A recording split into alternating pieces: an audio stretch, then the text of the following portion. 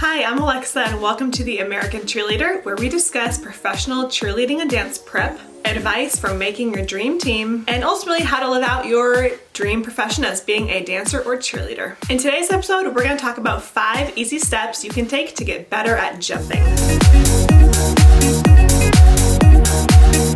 My name is Alexa, and if you're brand new here, make sure you hit that subscribe button because we're going to dive into all topics professional cheerleading, dance, making the team, and you won't want to miss out. In today's video, we're going to dive into how to get better jumps. This is the first video I've done on a technical cheerleading matter, so I'm going to put it into a series called Technical Skills. So if you're interested in more advice on your technical dance or cheerleading skills, I suggest you go check out that playlist for more. Whether you have training in gymnastics or cheerleading or dancing, you have, I'm sure, encountered jumps at some point in your athletic career. Maybe some more than others. Maybe you love jumps, maybe they are your least favorite thing of all time. Some cheerleading teams do a lot of jumps, like for example high school or all-star competitive cheerleading. Other teams that may be professional dancing for the NBA or NFL don't do as many jumps, but they're still doing leaps and other airborne things. So no matter what level you're at, you're probably doing jumps. At least you need to be able to have the strength, flexibility, and skill set to learn how to do them. So in this video, we're going to talk about 5 steps you can do to learn jumps and get better at them. That you have those nice high jumps that catches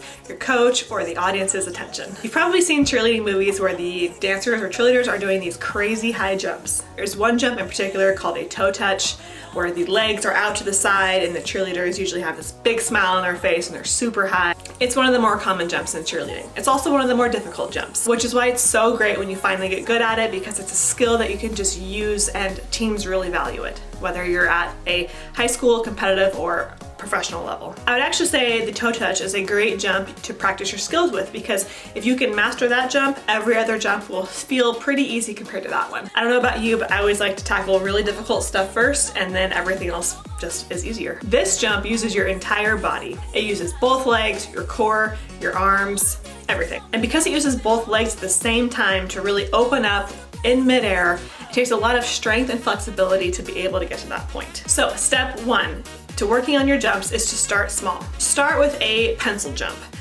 then do a tuck jump, then learn a star jump.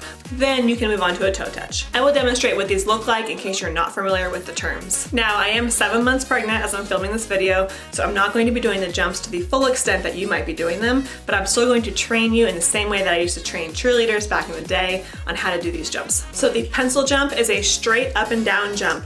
Your body is in a straight position like a pencil. Now I'm going to start this jump by clapping at my chest, bringing my arms to a high V, crossing in front of my body, bringing them to a T once I hit the jump, landing with them close to my thighs in a nice squat, and then standing up straight. This is just kind of a standard prep and post jump procedure. If you have never learned how to do this, I suggest you just follow my lead here.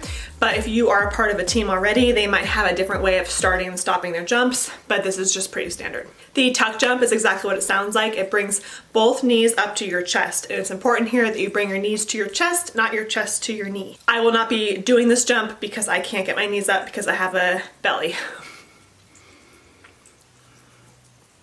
The third jump is a star jump. In this jump, you're going to extend both legs out to the side, but they're going to stay at about 45 degrees or less, and you don't have any rotation on your legs, which means your toes are pointing to the front and your arms are going to come up to a high V. So practice these 3 jumps before you try to do a harder jump like a toe touch. Step 2 is quality over quantity. With those 3 jumps, what you're trying to do is get as high as you can, the best form you can, and the best takeoff and best landing that you can. You want to feel so explosive in these jumps, even if it's just a pencil jump, that you have a lot of time up in the air and then you have a lot of time to get back down, and you're landing softly. So if you're jumping on a hardwood floor, for example, you wouldn't hear a big boom when you land.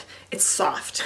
It's also important that you practice good form. You want your hips, knees, and toes to all be in one line. Before you jump, you want to sit your butt back like you're sitting in a chair, checking to make sure your knees are over your toes. And when you stand up to release your jump, you want to release your feet heel, ball, toe, launch off of your toes for the jump, and then come back to the floor with a toe, ball, heel into your feet and sit your butt back and back into that squat on your landing. It's very important you do this to protect your body in the long term. Also, Also, make sure you do this in front of a mirror or have someone film you so that you can watch yourself in slow motion. This is so valuable. I can't tell you how many decades I've spent doing toe touches, and when I didn't get something exactly right, I would watch it in video in slow motion. When you do this, you can find things that you're doing wrong. For example, if your knees are going inward when you're taking off in your jump, or they're going outward instead of directly over your toes, it means that you are still building the strength in your legs and your hips to take off properly for those jumps. So you want to make sure you have the strength and flexibility done before you move on to the more advanced jumps. Do 10 a day of the pencil, the tuck, and the star jumps until you feel really comfortable with those. Step 3. Once you feel comfortable with those 3 basic jumps, you can start training for higher and bigger jumps, like a toe touch. A toe touch requires both legs to be out at hip height in midair. This means that you have to use your hip flexors and your core to bring your legs up that high. You might be wondering, how in the world can someone get their legs up that high? And it's not about having a trampoline or a whole bunch of time in the air. It's about strength and flexibility and a little bit of momentum as well. It has more to do with the ability for you to gain speed and control of your legs. So let me show you how to get ready for this jump. Start by sitting on the ground with your legs out to the side. Now you might be super flexible and be able to go a lot farther out, but again, I'm pregnant, so this is as far as I can go. Now you want your feet to be externally rotated. That means the shoelaces on your shoes or your toes are facing behind you as opposed to in front of you. So you're gonna roll your legs and your knees and your toes back. Now, sit up with your back super straight, shoulders down, core tight, with your hands and fingertips just barely touching the ground in front of you. Engage your core and carefully lift your legs off the ground just like this. If you find that you can't lift both legs off the ground, try lifting one at a time, left and then right. This is quite challenging, especially if you've never done it before, so don't be discouraged if you cannot lift even one leg up.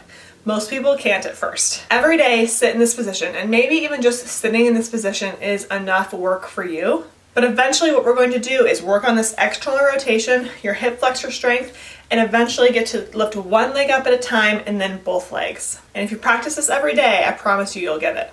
This is so important for toe touches. There's no way you're gonna be able to get your legs up in midair unless you can do it on the ground first. Now, if you're someone who is already almost all the way up in your toe touch jump and you're trying to get better, what you can do is put ankle weights on both of your ankles, maybe 2 pounds or so, and do the same exercise with weights. This will allow your legs to feel a lot lighter when you're actually up in the air. You can also do this exercise for any other jumps. You can do it for a tuck jump, you can do it for something like a stag leap or something like that. Anything on the ground is representative of what it's going to feel like when it's up in the air. All right, step 4. Step 4 is to use the skills you learned in steps 1, 2, 3 to try for a toe touch. Now the key with this jump is all about the snap. The snap means getting your legs off the ground quickly and then back to the ground quickly. This takes lots and lots and lots and lots and lots of practice. So you want to prepare for this jump the same way you did with the first 3, with your hips, knees, and toes in one line about hip width distance apart. Bend yourself like you're sitting in a chair, straighten yourself, leave the ground heel, ball, toe, go into the air, snap the legs out to the side, externally rotating, snap them back in, land, toe, ball, heel, and sit in your squat. Now, it's important to note that when you're in a squat, your toes are facing forward, but when they get up to the air, your toes rotate out for external rotation to get your leg out for your toe touch. For example, look how high I can get my leg when I'm internally rotated, and then I'll show you how high I can go when I'm externally rotated.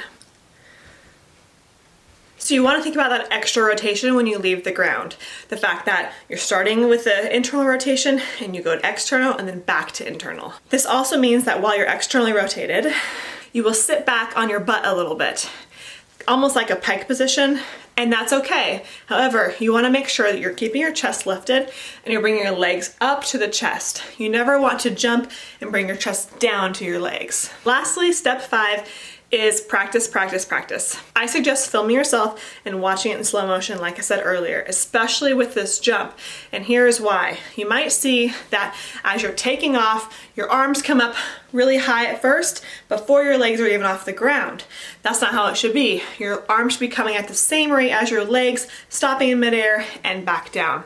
So you're able to see where your body is off balance or misproportioned when you watch the video in slow motion. You might also find that your arms are coming way higher up than you wanted them to.